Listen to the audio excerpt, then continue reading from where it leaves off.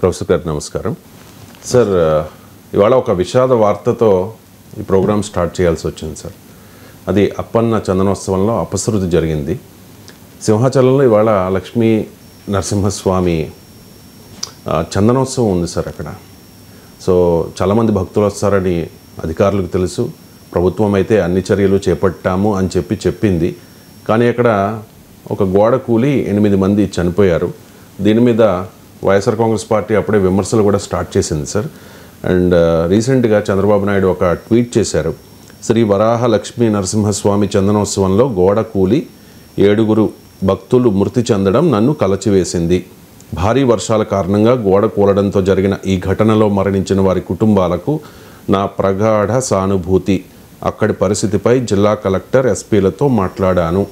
గాయపడిన వారికి చికిత్స అందించాలని ఆదేశించాను. ఎప్పటికప్పుడు పరిస్థితిని సమీక్షిస్తూ ఉన్నాను అని చంద్రబాబు నాయుడు ట్వీట్ చేస్తే, ఉప ముఖ్యమంత్రి పవన్ కళ్యాణ్ కూడా ఒక ట్వీట్ చేశారు సార్.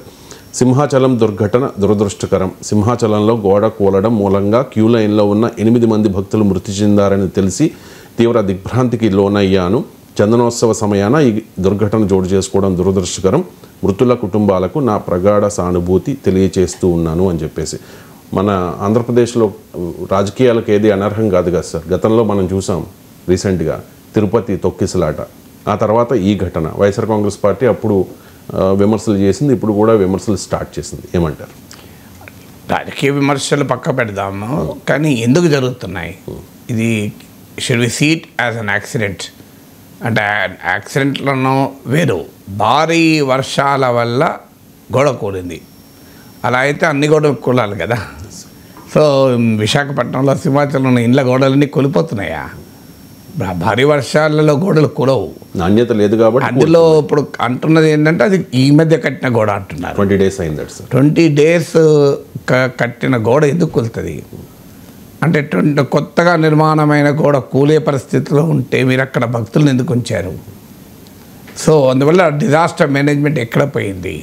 దేవాలయాల నిర్వహణ ఎక్కడ పోయింది? దేవాలయాల చుట్టూ రాజకీయం చేయడంలో ఉన్న ఆసక్తి భక్తులకు మీరు సౌకర్యాలు కల్పించే విషయంలో ఎందుకు ఉండదనే పాయింట్. నా హైడ్రేషన్ కోసం I just trust one thing, ఫుల్గా వాటర్ ఉండే కంట్రీ డిలైట్ వల్ల పొలాచి కోకోనట్స్. సో ఇప్పుడే కంట్రీ డిలైట్ యాప్ డౌన్లోడ్ చేసుకొని ఆర్డర్ చేయండి. ఇప్పుడు మనము తిరుపతి లడ్డు పైన జరిగిన రాజకీయం చూసాం. లడ్డు చుట్టూ రాజకీయం చేయడానికి ఎంత ఆసక్తి అంటే మామూలు ఆసక్తి కాదు. కానీ మరి తొక్కిసలాటను నివారించడానికి ఎందుకు ఏమీ చేయలేదు? టోకెన్లు కొత్తగా ఇస్తున్నారా? తిరుపతిలో దశాబ్దాలుగా టోకెన్లు ఇస్తున్నారే, కానీ ఆ టోకెన్లను ఇస్తున్నా కూడా మరి ఆ ఇన్సిడెంట్ ఎందుకు జరిగింది? దానికి అప్పుడు ఏమన్నారు, ఈ టోకెన్ల పద్ధతిని సృష్టించింది జగన్ ప్రభుత్వం, అందువల్ల జరిగింది అన్నారు. జగన్ ప్రభుత్వం సృష్టిస్తే మీరు మార్చొచ్చు కదా. ఇప్పుడు ఈ గోడ జగన్ ప్రభుత్వ టైంలో కట్టింది కాదు కనుక ఇప్పుడు ఏమనలేరు, ఎందుకంటే అది 20 రోజుల కింద కట్టిన గోడ. సో 20 రోజుల కింద కట్టిన గోడ కూల్తే ఇప్పుడు జగన్ ప్రభుత్వమా చంద్రబాబు ప్రభుత్వమా కాదు, భక్తులకు కావాల్సిన సరైన సదుపాయాలు కల్పిస్తున్నారా లేదా? 7 భక్తులు చనిపోవడం మామూలు విషయం కాదు కదా. మీకు తెలుసు, చందనోత్సవం అందరికీ తెలుసు. సింహాచలం పుణ్యక్షేత్రంలో నేను కూడా వెళ్ళాను. ఆ పుణ్యక్షేత్రానికి ఉన్న అతి ముఖ్యమైన కార్యక్రమాల్లో చందనోత్సవం ఒకటి. ఎలాగైతే మనకు తిరుమలలో తిరుపతిలో బ్రహ్మోత్సవాలు జరుపుతామో, చందనోత్సవం అనేది మీకు సింహాచల దేవునికి మనం చేసేటువంటి ఒక ముఖ్యమైన కార్యక్రమం అది. అందువల్ల ఎక్కువ జనం వస్తారని కూడా తెలుసు. మరి ఎందుకని అవసరమైన జాగ్రత్త తీసుకోలేకపోయారు? సంతాపాలు తెలపడము ఇదొకటే కాదు కదా, ఎవరిపైన చర్య తీసుకుంటావు? ఇది క్రిమినల్ నెగ్లిజెన్స్ కాదా? నేరపూరిత నిర్లక్ష్యం కాదా? మరి ఆ నిర్మాణం, ఆ గోడ కట్టిన కాంట్రాక్టర్ ఎవరు? ఆ కాంట్రాక్టర్ ఎవరి బినామీ? ఎందుకంటే చాలామంది కాంట్రాక్టర్లు పొలిటికల్ బినామీలో ఉంటారు. సో ఆ కాంట్రాక్టర్ అంత నాణ్యత లేకుండా నాసిరకం గోడ కడుతుంటే దాన్ని అనుమతించిన అధికారులు ఎవరు? వీరిపైన ఎందుకు చర్యలు ఉండవు? సో మీకు రాజకీయ పార్టీలు ప్రశ్నించిన పక్క పెడదాం, ఒక భక్తునిగా మనం ప్రశ్నించాల్సిన అంశం కాదా ఇది? సో మీకు దేవాలయాల నుంచి ఆదాయాలు తీసుకోవడమే తప్ప దేవాలయాల బోర్డుల్లో రాజకీయాలు చేయడం మనకు తెలుసు. సింహాచలం బోర్డులో అనువంశిక నాయకత్వమా లేదా వేరే ఎన్ని ఇష్యూస్ అయ్యాయి. ప్రతి దేవాలయంలోనూ ట్రస్ట్ బోర్డుల్లో రాజకీయాలు, నియామకాల్లో రాజకీయాలు, నాయకత్వ మీకు మరి టీటీడీ లాగా చైర్మన్కు ఈవోకు పడదా ఇక్కడ? సో ఆ ప్రాబ్లం ఏమైనా ఉందా సింహాచలంలో కూడా? సో ఈ దేవాలయాల నిర్వహణలో గందరగోళం, దేవాలయ ట్రస్ట్ బోర్డులో రాజకీయం, దేవుని చుట్టూ రోజు నిరంతర పాలిటిక్స్. సో కానీ ఆ దేవుడి భక్తులకు రక్షణ కల్పించడంలో ఘోర వైఫల్యం. దీనికి ఎవరూ జవాబుదారితనం ఉండదు. ఇప్పుడు తిరుపతిలో తొక్కిసలాట జరిగిన తర్వాత అయినా టెంపుల్స్లో డిజాస్టర్స్ ప్రివెన్షన్కు ఏమైనా ఆలోచించకూడదా? దీనికి చాలా ఇదేమి రాకెట్ సైన్స్ కాదు, ఇదేమి ఆస్ట్రానమీ కాదు, ఇదేమో ఏమైనా కొత్త గ్రహాలను కనుక్కోవడం కాదు కదా. Very simple science disaster management అంటే ఏంటి? దానికి ఒక డిజాస్టర్ టీం ఉండి నిరంతరం పర్యవేక్షణ. ఇప్పుడు ఎలక్ట్రిక్ యాక్సిడెంట్లు ఎందుకు జరుగుతాయి? Short circuits. నువ్వు రెగ్యులర్గా ఎలక్ట్రిక్ ఎక్విప్మెంట్ మెయింటెనెన్స్ సరిగా లేకపోతే జరుగుతుంది. ఎప్పటికప్పుడు నీకు ఓవరాల్ చేస్తూ మెయింటెనెన్స్ చేస్తే సరిపోదు కాదు కదా. ఇప్పుడు ఈ గోడ పక్కన నువ్వు కొత్తగా గోడ కట్టావు, ఆ గోడ క్వాలిటీ చెక్ కనుక కరెక్ట్గా ఉంటే జరిగే అవకాశమే లేదు. సో నిజంగా చెప్పాలంటే మీకు గోడ పైన వర్షం పడితే నాకు తెలిసినంతవరకు మనం కొత్తగా కట్టినప్పుడు నీళ్లు పెడతాం ప్రత్యేకంగా. ఈవెన్ కొత్తగా కట్టినప్పుడైతే 1 ఇంచు 2 ఇంచులు నీళ్ళు పెట్టించుతాం మనం. సో గోడగా వర్షం పడితే సంతోషపడతాం, కొత్తగా నిర్మాణాలు చెప్పారు, మంచిగా హాయిగా వాటర్ లాగుతాయి, పట్టాల్సిన పని తప్పుతుందని. మరి ఇక్కడ ఎందుకు జరిగింది? So there should be some accountability కదా.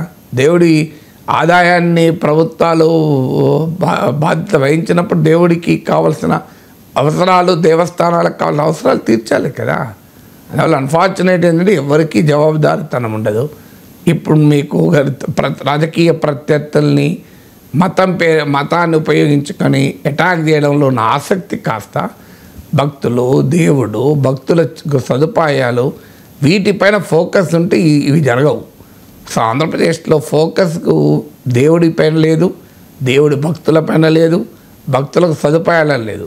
ఎక్కడ ఏ అవకాశం దొరికితే రాజకీయం చేద్దామా, మత విశ్వాసాలని రాజకీయాలకు వాడుకుందామా, మత విశ్వాసాలతో రాజకీయ ప్రయోజనాలు పొందుదామా, ఈ ఆలోచన మినహా దైవ భక్తుల గురించి ఆలోచన అనేది ఉంటే ఇట్లా ఎందుకు జరుగుతాయండి? వరుస పెట్టి ఎందుకు జరుగుతాయి?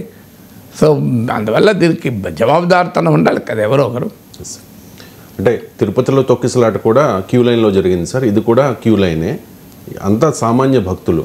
మరి అప్పుడు పవన్ కళ్యాణ్ క్షమాపణ చెప్పారు, మరి ఇప్పుడు కూడా పవన్ కళ్యాణ్ క్షమాపణ చెప్పాలా?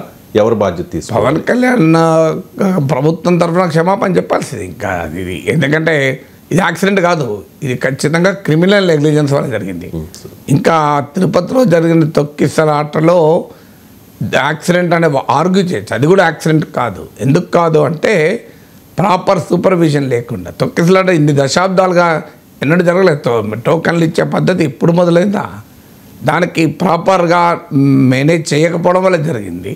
కనీసం అదన్నా మేము అనుకోవచ్చు. ఇది గోడ కూలడం అయితే ఎవరు అవసరం కాదు, తొక్కిసలాట కూడా కాదు కదా. సో ఈ గోడ కూలడం అయితే clear case of criminal negligence. 20 రోజుల కింద కట్టినాక వాళ్ళు ఎందుకు కూలిపోతుంది? అందువల్ల clear case of criminal negligence. నేనేమి చంద్రబాబు నాయుడుది criminal negligence, Pawan Kalyan criminal negligence అనడం లేదు. ఇక్కడ చంద్రబాబు నాయుడు వచ్చి గోడ కట్టాడు, పవన్ కళ్యాణ్ వచ్చి గోడ సూపర్వైజ్ చేయడు. కానీ ప్రభుత్వంలో ఉన్న వారికి జవాబుదారితనం ఉంటుందా లేదా అనేది క్వశ్చన్. ఎవరు ఏ అధికారపైన చర్య తీసుకున్నారు? ఇప్పుడు తొక్కిసలాట జరిగిన వెంటనే కొంతమంది అధికారులను తొలగించారు, అయిపోతుంది అక్కడికి. సో మరి టీటీడీ బోర్డులో ఎవరు బాధ్యులు? బోర్డులో ఉన్న వారిపైన ఎవరిపైన చర్య తీసుకున్నారా? మరి ఎందుకు తీసుకోరు? మరి టీటీడీ బోర్డు ఉన్నత స్థాయి అధికారులను, తిరుపతిలో ఉండే ఉన్నత స్థాయి ఐఏఎస్ ఐపీఎస్ స్థాయి అధికారులను చర్య తీసుకున్నారు. మేము ఐఏఎస్ ఐపీఎస్ స్థాయి అధికారులు లైన్లో నిలబడి భక్తుల క్యూలు మెయింటైన్ చేస్తారా? ఎందుకు మీరు అకౌంటబిలిటీ అనే కదా తీసుకున్నది? మరి టీటీడీ బోర్డులో ఎవరికి అకౌంటబిలిటీ ఉండదా? అంటే వాళ్ళు పొలిటికల్ అపాయింటీస్ కనుక వాళ్ళకి అకౌంటబిలిటీ ఉండదు, అధికారులకు మాత్రం అకౌంటబిలిటీ ఉంటుంది. బోర్డు మెంబర్లు ఏమైనా రువా మెయింటైన్ చేయాలి, దర్శనాలు టికెట్లు తెలిసిన వాళ్ళకి ఇచ్చుకోవాలి, పైరవీలు చేసుకోవాలి. దీనికి కారణం ఉన్నదంటే దేవస్థాన బోర్డులు, దేవుని బోర్డులు ఉన్నాయి, పైరవీలు చేసుకోవాలి, ఉద్యోగుల మీద నోటికి వచ్చినట్టు బూతులు మాట్లాడాలి, ఇదా ఉన్నది? లేదా మనం కొట్టుకోవాలి చైర్మన్లు, ఈవోలు. అసలు దీని కొరకు అంటే దేవుడి సంస్థానాలు అనేది. మీకు ఎక్కడో కానీ అకౌంటబిలిటీ ఉండాలి కదా. ఈ అకౌంట్ సీరియస్ గవర్నెన్స్ ఫెయిల్యూర్ కదా ఇది. సమస్య ఎందుకు వస్తుందంటే పాలిటిక్స్ ఎక్కడైతే ఎక్కువ ఉంటుందో అక్కడ గవర్నెన్స్ ఫెయిల్ అవుతుంది. మీరు గమనించండి, నేను చిన్న ఉదాహరణ చెప్తాను. మీరు ఒక స్కూల్ ఉందండి, ఒక కాలేజ్ ఉంది, ఆడ టీచర్ల మధ్య పాలిటిక్స్ ఉన్నాయి అనుకో, క్లాసులు జరుగుతాయా? జరగవు. ఎందుకంటే హాస్పిటల్లో డాక్టర్లు మధ్య పాలిటిక్స్ ఉన్నాయి అనుకోండి, హెల్త్ ఆరోగ్య సదుపాయాలు నడుస్తాయా? మీ టీవీ ఛానల్లో పాలిటిక్స్ ఉన్నాయి అనుకోండి, మీరు వార్తల మీద కేంద్రీకరించగలరా? ఏ ఇన్స్టిట్యూషన్ అయినా రాజకీయాలు ఎక్కువైపోతే గవర్నెన్స్ దెబ్బతింటుంది.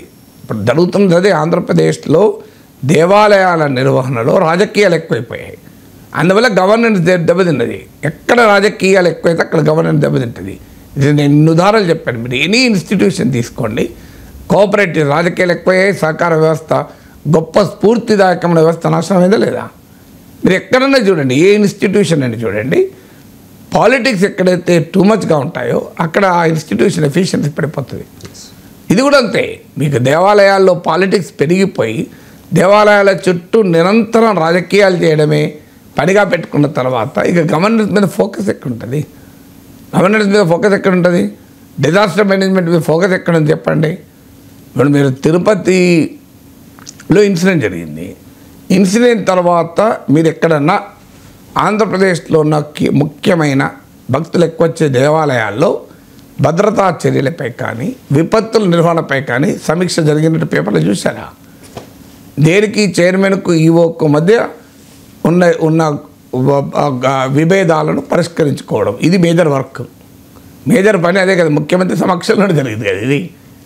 అసలు లేదు, పవన్ కళ్యాణ్ క్షమాపణ చెప్తాడు, చైర్మన్ నుండి ఆయన ఎవరో అడిగితే క్షమాపణ చెప్తాను అంటాడు. దాంతో జనసేన వాళ్ళు తీవ్రంగా విమర్శిస్తే మళ్ళీ క్షమాపణ చెప్తాడు. అసలు ఈ పాలిటిక్సే కదా చూసింది. మీరు మొత్తం టెంపుల్స్, అన్ని టెంపుల్స్లో ఏం జరుగుతోంది, వాట్ ఈస్ ది డిజాస్టర్ ప్రివెన్షన్కు మీరు ఏ చర్యలు తీసుకున్నారు? ఎస్, ఎందుకంటే డిజాస్టర్ మేనేజ్మెంట్లో సింపుల్ మెథడ్స్ ఇవి: ప్రివెన్షన్, మిటిగేషన్, ప్రిపేర్నెస్ అని 3 ఉంటాయి. తర్వాత ఇది ప్రీ డిజాస్టర్ స్టేజ్. ఇప్పుడు గోడ కుల్లడమే కావచ్చు, తొక్కిసలాటే కావచ్చు, వరదలు కావచ్చు, ఇవన్నీ కూడా డిజాస్టర్స్ కిందకి వస్తాయి, మ్యాన్ మేడ్ డిజాస్టర్ ఇది. సో ఇందులో simple prevention, mitigation, preparedness. Post disaster ఫేజ్లో రిలీఫ్, రీహాబిలిటేషన్, రీకన్స్ట్రక్షన్, ఈ 3 రకాలుగా ఉంటాయి. సో మీకు ఇప్పుడు గాయపడిన వారికి చికిత్స బాగా అందించమని అడిగానంటే అది రిలీఫ్ అండ్ రీహాబిలిటేషన్. రీకన్స్ట్రక్షన్, ఇంకోసారి తప్పు జరగకుండా ఎలా చేయాలి. సో మీకు భక్తులకు తొక్కిసలాట జరిగిన వెంటనే ఆలోచించాలంటే ఏ దేవాలయంలో ఇక ఎప్పుడు కూడా తొక్కిసలాట జరగకుండా ఏ చర్యలు తీసుకోవాలి. ఎందుకు జరుగుతుంది తొక్కిసలాట? క్యూ స్పేస్ నారో ఉంటే జరుగుతుంది, లేదు ట్రాఫిక్ను ప్రాపర్గా రెగ్యులేట్ చేయకపోతే జరుగుతుంది, ప్యానిక్ సిచ్యువేషన్ క్రియేట్ అయ్యే పరిస్థితులు ఉంటే జరుగుతుంది, పబ్లిక్ అడ్రస్ సిస్టమ్ ద్వారా భక్తులకు ఎప్పటికప్పుడు ఎడ్యుకేట్ చేయకపోతే అవుతుంది, too much crowd in two little time, two little space. మీకు గోదావరి పుష్కరాల్లో జరిగింది అది. Too much crowd, two little space and two little టైంలో జరిగితే జరుగుతాయి. ఇవన్నీ అనేక స్టడీస్, నేను చెప్పేదేం కాదు. వీటిని నివారించడం ఎలా? సో దీనికి ఇదే పెద్ద రాకెట్ సైన్స్ అని ఇచ్చేయడం అనేది.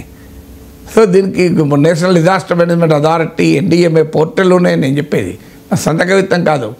ప్రివెన్షన్, మిటిగేషన్, ప్రిపేర్నెస్, ఈ 3కి ఏం చేయాలి? ఒక్క సమీక్ష ముఖ్యమంత్రో, ఉప ముఖ్యమంత్రో, దేవాదాయ మంత్రో అన్ని దేవాలయ అధికారులను పిలిచి మీరు ఏ రకమైన విపత్తు నివారణ చర్యలు తీసుకుంటున్నారు, ఇంకా తీసుకోవాల్సి ఏంటి ఆలోచించండి. దీనికి ఏం కష్టం? మీకు నాలెడ్జ్ లేకపోతే డిజాస్టర్ ఎక్స్పర్ట్ని పిలిపియండి. సో ఈ భారతదేశంలో నాలెడ్జ్కి ఏం కొరత లేదు కదా. నాలాంటి వాడే నేను 100 చెప్పగలుగుతా ఏం చేయాలి అనేది. So how to regulate the flow of devotees.